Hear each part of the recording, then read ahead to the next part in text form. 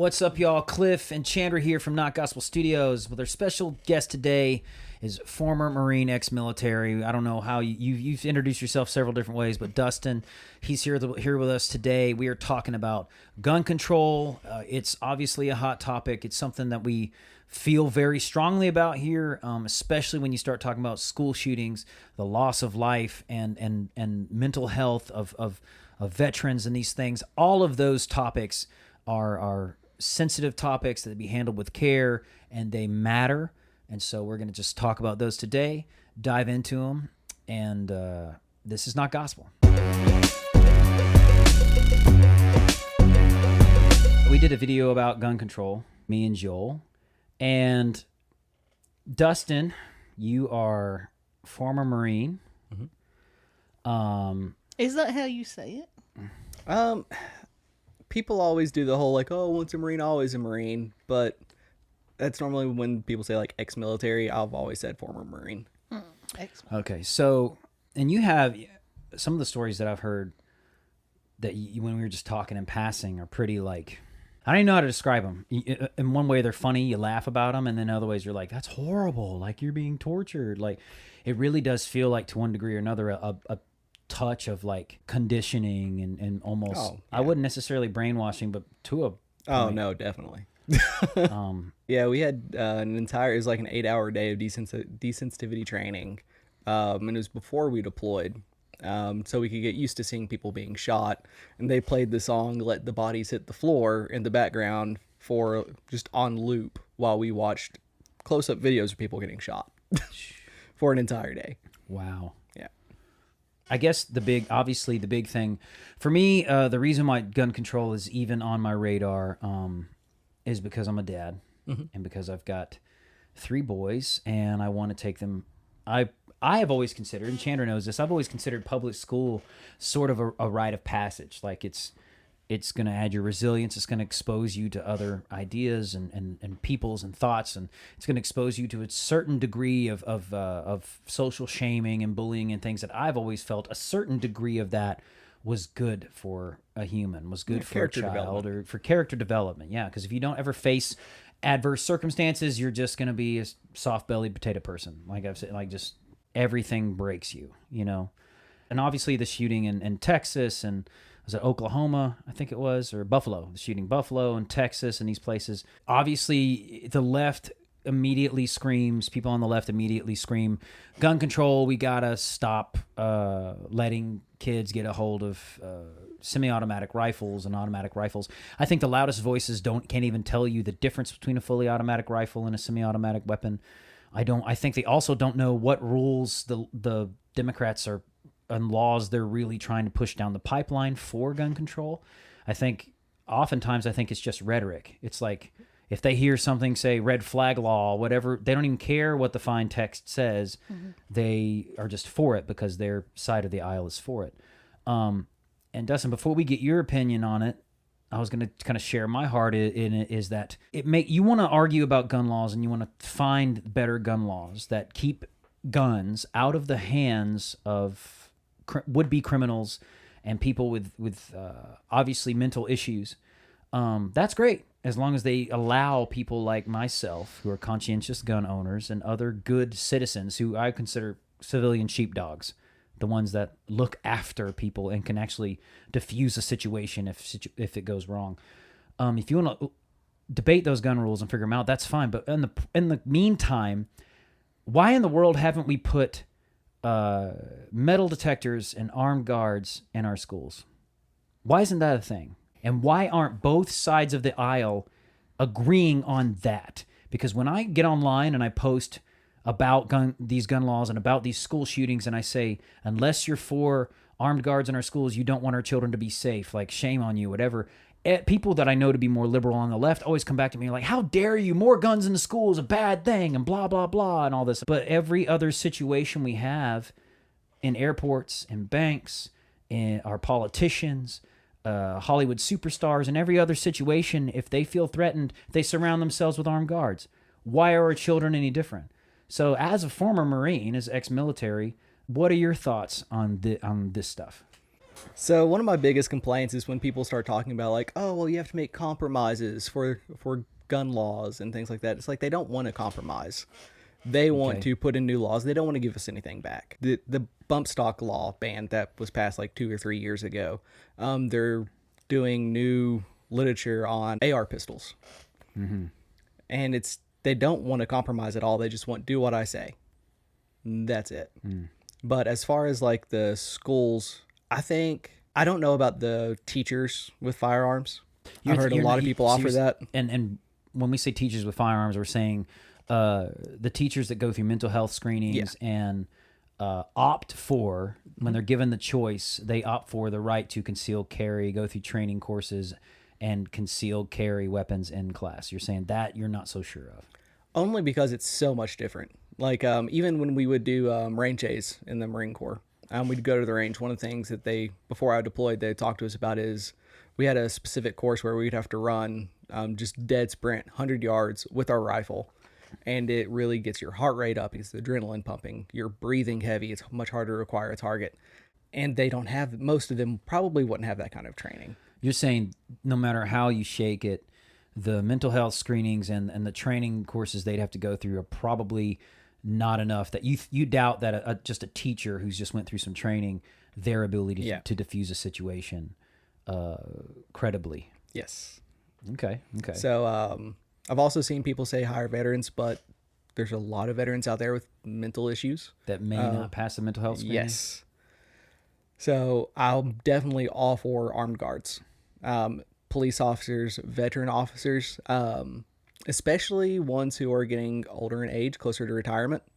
You're saying not retirees, but like older law enforcement that may not, they could possibly become a liability of sorts on the street on a difficult beat, and they're looking for a place for them to be relocated. A great place for them to be might be in some schools. Schools. The biggest comeback I hear from that is, how dare you want more guns around our kids. And my issue with that is this, like, several years ago, there was a man who went into a daycare with a knife and stabbed 13 children before he was put down. That's just a knife. So the issue that I have at heart, at core, with banning assault rifles because of school shootings, the issue I have with that at core is I personally doubt the motive, because I don't see it as a motive as protecting our kids. I see the motive as just taking away firearms from anybody, taking away the defensive utility of anyone, period. Yeah. And I feel like if they were for armed guards in the schools, if they were for upping the security measures in the school and redefining some gun laws, I'd feel like the credibility of their motive would be legit. Yeah, when you talk about motive, my brain goes pure conspiracy land. I know you do. I know. You go, lizard people conspiracy. Let's go. And I feel like it's not because they're using the school shootings as a reason to take away guns, because they're trying to take over the government and suppress the people. See, and that's what I've said. That's been one of my talking points, has been like, I feel like the problem I have is eventually there'll be armed guards everywhere anyways. But at that point, it won't be for safety. To protect people, it'll be just for control. We're going to put armed guards in places to ensure that you do what we want you to do. Yeah. It'll be about controlling people, I feel like if you, just like you said, if you, instead of having gun-free zone signs that are supposed to just magically keep evil people out of schools, put the armed guards and metal detectors and up the security in schools and vulnerable places, I believe it would work. You'd have less school shootings. Even if it was attempted, they'd be taken out fast. Yeah. And then there would be no dead bodies of children to stand on to promote more gun laws. Yep. And that starts getting me real mad real fast. I also feel like the same people who will say, more guns in schools is bad, we don't need the guards, are also the same people that say, oh, you don't need an AR-15. If something bad happens, call the police. If you have to call the police. Oh, it's already too late. Yeah. Oh, and that's the thing with the schools and the people that show up. It doesn't matter what the weapon of choice is. If you have a response time of 5 minutes, do you know how many people you could take a baseball bat and beat the crud out of them in 5 minutes? Yeah. And I also hate that they're focused so much on the AR platform. In a close It's just quarters, a step, though. It's that one, and then it's the next Until one. it's the next 100%. one. Yeah. Until because if you've heard Joe Biden speak, he's literally talking about he wants to get rid of 9mm handguns. That's his new thing. He wants to get rid of 9mm handguns. These places that are taking away guns from their populations, they're easier to control. They're smaller places like Canada, the whole population in Kentucky and stuff. And then also, they still have all kinds of problems. Like they run over people with cars in public. Yeah, There's stabbings in Australia. The weapon It's of choice crazy. is not the problem to me. It's the culture. It is the culture. It is the culture, and it's not taking the appropriate measures on the back end. You either have to prevent something, or you have to respond appropriately. You know, and just taking away guns is not going to keep criminals from doing bad things. and there's always going to be evil. Yeah, it's not going to do it. The same people who say there's no reason, no matter, and I've seen this, no matter what kind of mental gymnastics, they love to use that phrase, you do, there's no reason in civilian life that you can justify or no need for an assault rifle type weapon. There doesn't have to be a need. First of all, if I want to buy a tank, I should be able to buy a tank if I can afford it. I heard a guy say there's no need for me to listen to your crappy opinion either, but you have the First Amendment and therefore I have to listen to it. Yeah. I don't need it, but you get to say it. Yeah. And it's the same way. It's like, well, whether you have a need is irrelevant. But the problem is those same people will admit that there really clearly are needs in civilian life, because those same people would see where Ukraine gave 10,000 fully automatic weapons to their citizens, and they're like, we stand with Ukraine. That's awesome. Weapons they don't know how to use because they weren't allowed to have They're them. not trained. They don't. They didn't have access to them to begin with. They don't know how to use them. It's a recipe for disaster in some cases. Yeah. And they're willing to say, yes, okay, even if there is a need for it at some times, they're at war, and we're going to let the government decide when that need exists. That makes no sense to me. No. And then the other argument where they're like, oh, well, what are you going to do when they roll a tank down Main Street in your town? Like, what's your AR going to do against a tank? It's like, well, it's not just going to be my AR. It's going to be my neighbors, mine, his neighbors, and not everyone's going to be in a tank. And they'll use their ARs to provide cover while you roll up on the tank with a grenade and go right down the chute. Cruise by on my electric skateboard, sticky grenade. Well, and I've heard that argument so much. It's like, I'm sorry, you're not going to... The reality is, what they do not understand is that these weapons of warfare are designed to... Their initial purpose was to help citizens defend themselves from tyrannical government overreach. They absolutely were. People do not think that we're in danger in America of there being a war on our soil. They just don't believe it's ever going But to happen. those same people will Yeah. call January 6th the darkest day Yeah. in America's democracy. An insurrection of epic proportion. The January 6th thing blows me away because it's considered to be this coup that Trump led or whatever. You're talking about the sitting president who has access to all the military. He has access to every bit of the military powers, but his perfect planned coup is thousands of unarmed civilians go into the Capitol and take pictures in there and places you're not supposed to be and raise signs and protest and break windows and stuff. That's your really big insurrection. When you have access to all of the military, that's your insurrection. And on top of that, you are going to, before this happens, you are going to choose to up the security. You yourself up the security at the place to stop people, to stop your own coup. Like, it doesn't make a whole lot of sense. But I will condemn the violence of the minority of people who were there at the Capitol who committed violence, acts of violence, whatever it was, destruction of property, or if they hurt people, whatever happened. That's wrong. Of course it's wrong. From both sides. Yes. But more than just the Capitol. And what was that statistic you were talking about that someone was giving you the other day about you're more likely to be shot in a school than in war right now? Currently, right now, you're more likely to die in an American school than in active duty military. And I think that it's greatly skewed by some Democratic cities like Chicago, where they're having huge murder rates and huge school shooting rates and stuff. I think if you know anything about, I think that's, if anything, that is a strike against gun control.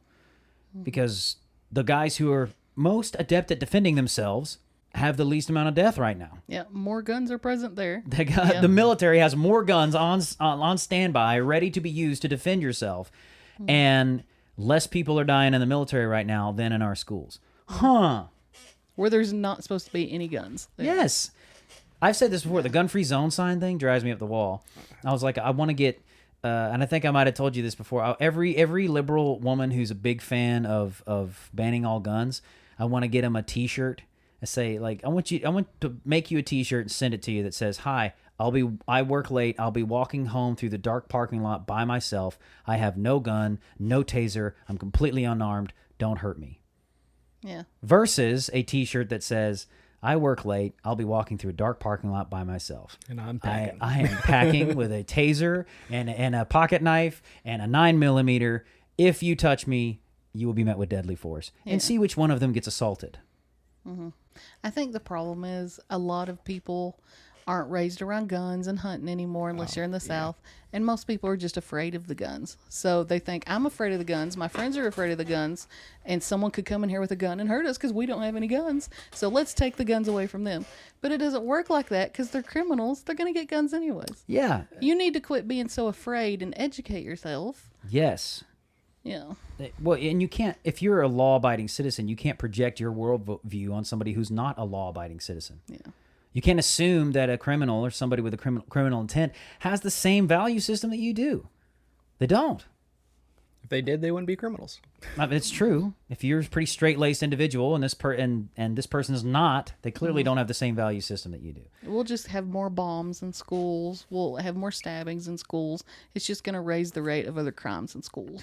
And yeah, what if when somebody drives a van through a schoolyard when the kids are at recess? Yeah. If there's armed guards there, trained and ready, patrolling the schoolyard, they have a chance of taking the driver out before they cause deadly harm. Yeah. Like, why do they think that schools are being chosen? Like, why do they think that? They hate children? No, it's because there's no guns there. Yeah. It's exactly the same reason why home invasions increased during the day versus during the night. People said that it was because criminals are getting more brazen. And it's like, no, they are just smarter. They don't want opposition, and they know that most likely people are at work during the day. No cars are there. They bust in when nobody's home. Yeah. Versus at nighttime, you bust in and somebody's there that can pump a shotgun and run you off. Wasn't that the entire premise of Home Alone 2? Exactly. Yes, it was actually. Yes, Dustin, as a former Marine, like you've seen combat. Yes. So, if you could take a stab at, I know it's a complicated issue. If you could take a stab at laws a situation that would prevent someone who would potentially do evil from doing that harm, that would still allow reasonable, responsible gun ownership to occur, what would that look like? I think it's less about gun control and more about identifying the problem beforehand. So mental health awareness, counseling, kids in single parent households. Traditionally, it's higher crime rate. So identifying those problems, extracurricular activities, getting people more involved in groups where they have more friends and they don't feel as alone. I think issues like that are going to cause more damage to schools, and fixing those issues will stop that a lot more than just, hey, you can't buy a 9mm anymore. So, like I said, I think it's less about gun laws and more about building a community. Okay, and I want to ask both of you. I've never purchased a firearm, and they always say we need tighter background checks. Yes, but from what I've read about, they're pretty good. It's the departments that aren't utilizing them correctly sometimes. Like they don't cross with the FBI with the state check and stuff. People who normally say that we need tighter gun laws have never tried to buy a gun. I'm not going to out myself on what types of guns I own, but of any kind. I'll just say that I have purchased a gun in my lifetime from a licensed FFL, and there was a background check. I had to get my license, the whole deal. I had to prove who I was. I had to go through it. I had to have a background check. End of story. It used to be easier to get guns in this country. You could get them by mail, like easy peasy, way back in the 40s or something like that. It was crazy. So there definitely are background checks. There definitely are measures. Could those measures be tighter? I'm sure they could be tighter. But I don't want to... the thing is, it's a right-wing talking point. It's mental health. They always say, well, it's only about the mental health. It's not about banning the guns. So I want to say we can beat that horse till we're blue in the face, but it doesn't look like they're going to do anything about it. Yeah. So if that's not an option, what can we do? If that's like off the on a table, community level? Yeah, well, we as a country, what can we do? I don't think you can legislate this into a positive area. Okay. I think it does have to be a community level thing.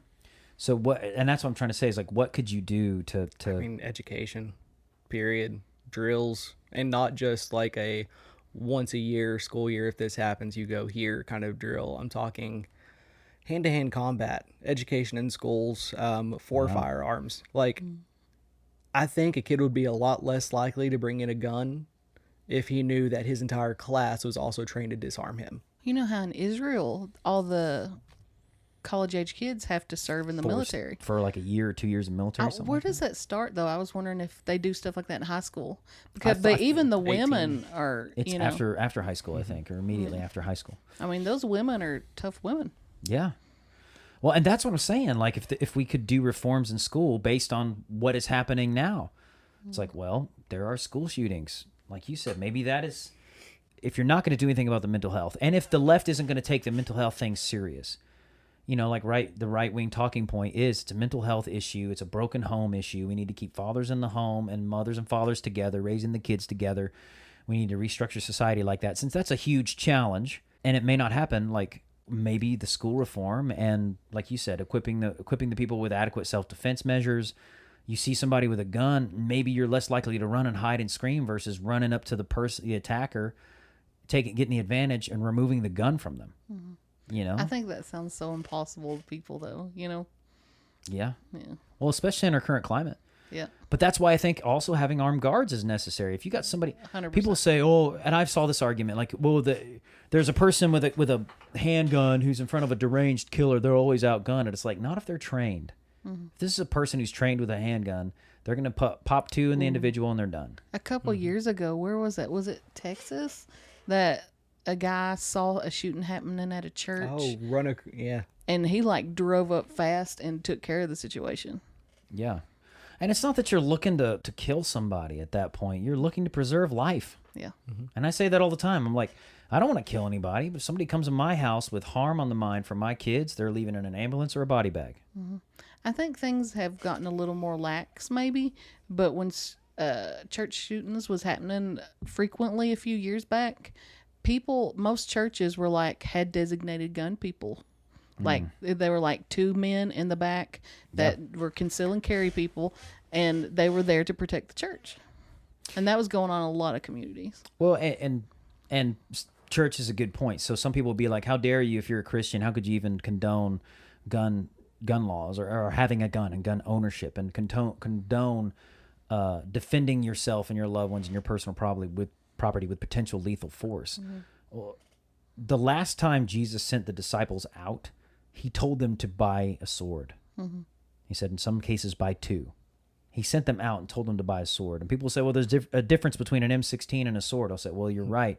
A sword at that time was actually one of the most effective fighting weapons in the game. So a sword for them is kind of like a fully automatic rifle or whatever for us today. It's the most effective personal defense device you had and fighting device you had. So to sit there and say that, like, how can you be a Christian and condone gun ownership and potentially like lethal defense of yourself? I'm like, well, from what I see of Jesus, like I'm allowed to, this is the temple of God that he's given me. It says that we are the temple of God now, and I'm allowed to defend the temple rigorously. Yeah. Very much so. And Jesus did. He flipped tables and ran them out with a whip. I don't think the average person knows or cares. They only want to hear Jesus' love. Like, they don't want to hear the rest of the stuff. I know. Well, and they forget, and we say it over and over on this channel. Jesus is love, and love is truth. And you're not going to lie to somebody you love. Mm-hmm. I've said that over. Sometimes the truth is harsh. Yes. Yeah. And I told somebody, I said the other day, I said, if somebody you loved was walking in front of a bus, you wouldn't say, oh, hey, you're fine exactly how you're doing. Go on. Just walk right in front of that bus. Also, at the same time, You got this. Also, at the same time, you wouldn't say, well, you know what? I'm so sinful. Who am I to tell them to stop walking in front of that bus? Yeah. You wouldn't use those kind of dumb, lame duck excuses.